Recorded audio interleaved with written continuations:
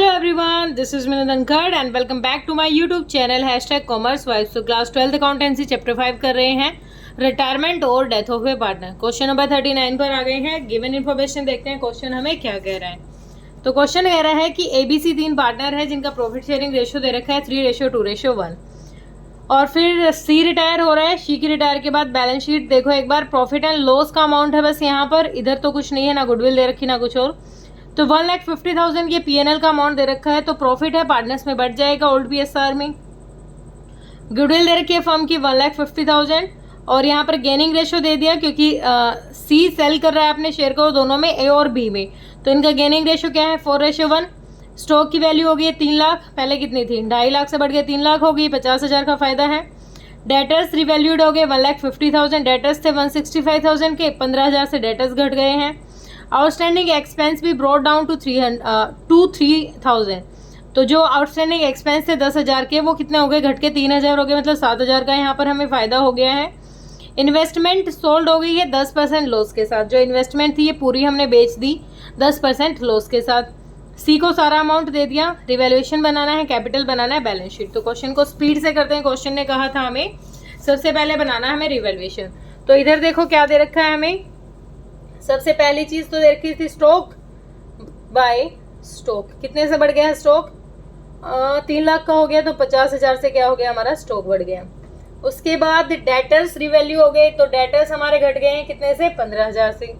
To provision for doubtful debts, कितना 15,000 रुपये। आगे क्वेश्चन कह रहा है जो आउटस्टैंडिंग एक्सपेंस था वो घट के कितना हो गया 3,000, तो 7,000 मतलब 10 थे, 3 रह गया, तो फायदा हो गया बाय आउटस्टैंडिंग एक्सपेंस। कम हो गया हमारा एक्सपेंस, कितना हो गया रह गया 3,000 रह गया, तो 7,000 से घट गया। ठीक है, 3,000 तो बचा है ना। अब आगे क्वेश्चन ने कहा है इन्वेस्टमेंट क्या हुई 10% लॉस के साथ बेच दी, तो 10% लॉस कितना हो जाएगा, 3 लाख की इन्वेस्टमेंट है, 10% लॉस तो कितना हो गया 30,000। 30,000 के लॉस पर बेची हमने क्या इन्वेस्टमेंट, तो 2 इन्वेस्टमेंट कितनी 30,000। आगे दे रखा है, अच्छा आगे कुछ नहीं है, यहाँ तक ही टोटल करो, तो 50 और 7 57 और 30 और 15 45, ये साइड ज़्यादा जा रही है, कितना हो गया 57,000।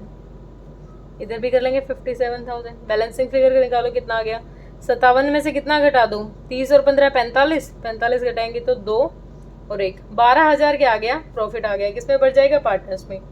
To profit transferred old partners में A B C, 12,000 को बांट दो, 12,000 को बांट दो, इनका प्रॉफिट शेयरिंग रेशियो है 3:2:1, 6 हिस्से कर दो, 6 दूनी 12, तो 2,000 का 3 इसको, 3 गुना इसको, 2 गुना इसको, 2 तिया 6, 2 दूनी 4, 6,000, 2 दूनी 4 और 2,000, तीनों में बांट दिया हमने। प्रॉफिट है तो कैपिटल अकाउंट में ट्रांसफर कर दो बाय रीवैल्यूएशन प्रॉफिट, कितना 6,000, 4,000 और 2,000, 6,000, 4,000, 2,000।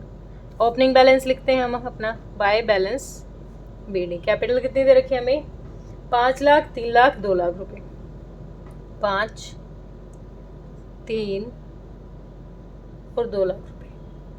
ठीक है, ये दे दी हमारी कैपिटल। उसके बाद कुछ और क्या रखा है, गुडविल क्या रखी है फर्म की, टोटल गुडविल दे रखी है 1,50,000। कैलकुलेशन करेंगे गुडविल की, कैलकुलेशन फॉर गुडविल। अब इसको आप वर्किंग नोट में दिखाएंगे, वर्किंग नोट नंबर 2 ले सकते हैं क्योंकि 1 तो हम इसको भी दिखा सकते हैं।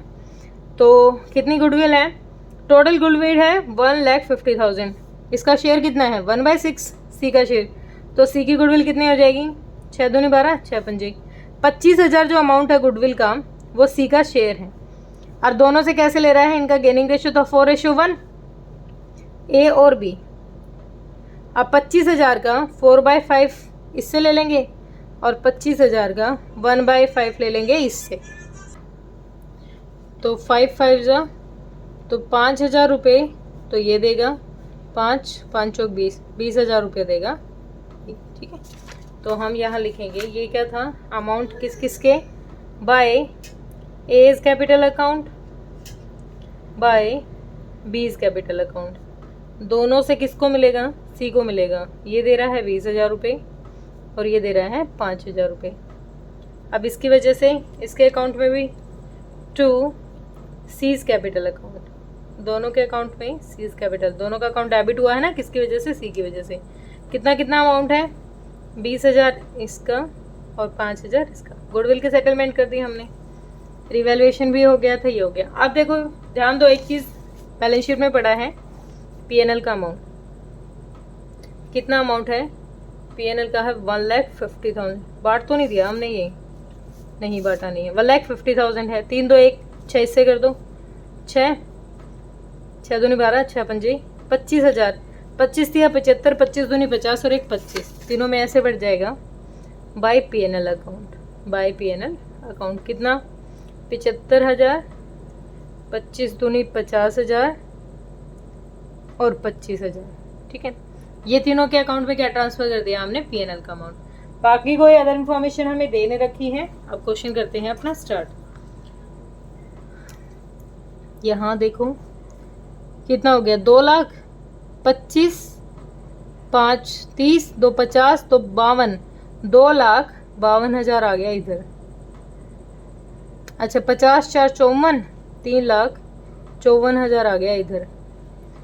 अच्छा ये कितना? 75,000, 75,000 और 6,000 और 75 1 7 75 6 81, 81 तो 5,81,000 हो गया। ठीक है, इधर ले आऊं। 5 81 3 54 2 52। ठीक है, अब यहाँ पर देखो बैलेंसिंग फिगर करेंगे। अब ये कह रहे हैं कि हमने सारा का सारा अमाउंट जो सी का आया है ना वो पे कर दिया, तो बैंक से पेमेंट की होगी to bank account.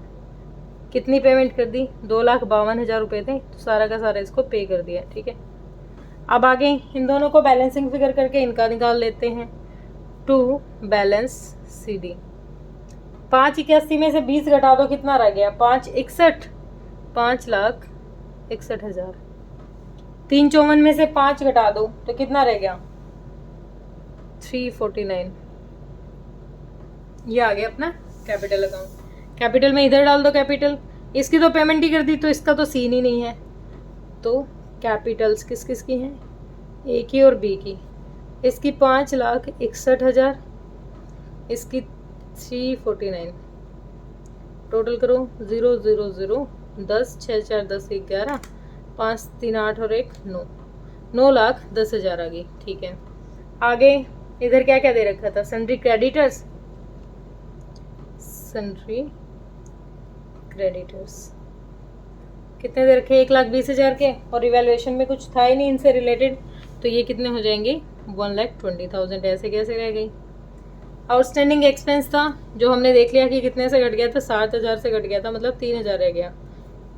Outstanding expense कितने का रह गया? 3,000 का रह गया। इधर की साइड और कुछ है? बाकी तो और कुछ नहीं है। अब इधर देखते हैं। सबसे पहले दे रखा है बैंक, तो बैंक का अमाउंट था हमारा 25,000 रुपये। कितना था? 25,000।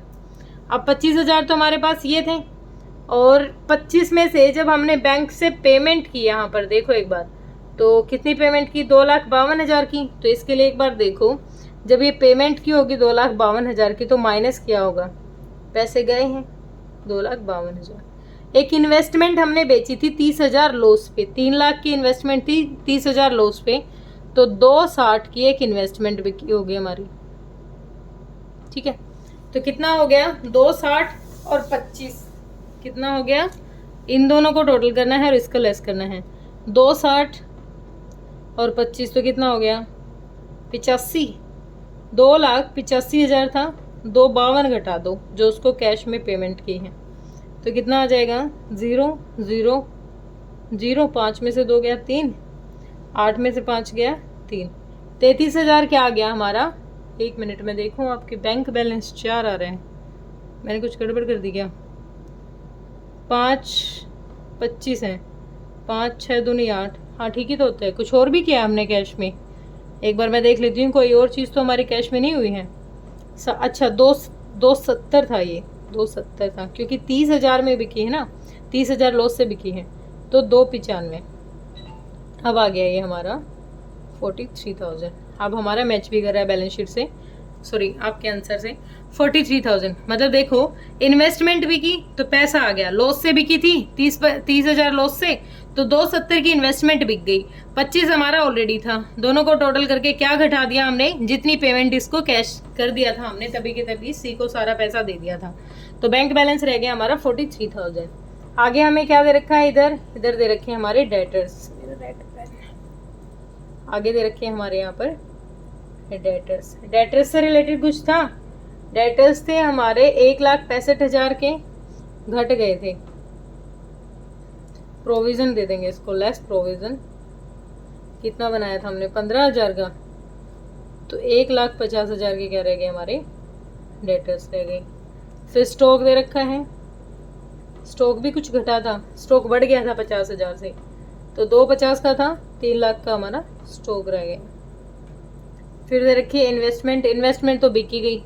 फिक्स्ड एसेट्स, फिक्स्ड एसेट्स कुछ था फिक्स्ड एसेट्स से रिलेटेड, कुछ नहीं था, तो 540 की सीधी ये रह गई। टोटल करो, पीछे की 3 जीरो तो सब में कॉमन ही है, 0 0 0, इसमें एक 3 कॉमन है, 43,000 है ना ये, हाँ इसमें एक 3 है। फिर आ गया 4 5 9 9 और 3 और 6 3 9 और 1 10, तो ये तो आ गया हमारा 10,33,000। इधर का दो, ठीक है, इधर और कर लेते हैं। 3 जीरो तो कॉमन ही है, इधर आ गया 3 1 2 3 9 और 1 10, 10,33,000। ओके रिपोर्ट है। बैलेंस शीट मैच होगी तो हमें कुछ और देखने की जरूरत ही नहीं है, बैलेंस शीट मैच हुई तो अपना क्वेश्चन पूरा ओके। ठीक है, क्लियर हुआ, सिंपल सा क्वेश्चन था, कुछ प्रॉब्लम थी ही नहीं। जो प्रॉफिट दे रखा है प्रॉफिट को बांट दो, रिवैल्यूएशन है रिवैल्यूएशन गुडविल के एडजस्टमेंट कर दो, सिंपल सा। बस जो प्रॉब्लम आती है बच्चों को यहाँ बैंक बैलेंस में आती है, तो ध्यान रखो कि हमने जब क्वेश्चन किया तो उसमें कोई बैंक से ट्रांजेक्शन तो नहीं की थी, जो बैंक में पैसा आया हो या बैंक से पैसा गया हो सिर्फ उसी को हम यहाँ पर एडजस्ट करेंगे। तो हमारी जो इन्वेस्टमेंट थी बिकी थी, तो इन्वेस्टमेंट बिकी थी तो पैसा आया था 270, 25 हमारे पास पहले था, तो जो सी को पे किया सारा पैसा हमने 252, तो कितना बच गया अभी हमारे बैंक में 43,000 बच गया। ठीक है, होप आपको क्लियर हुआ होगा। अगर कोई डाउट है तो आप कमेंट सेक्शन में डालिए। थैंक यू सो मच बेटा।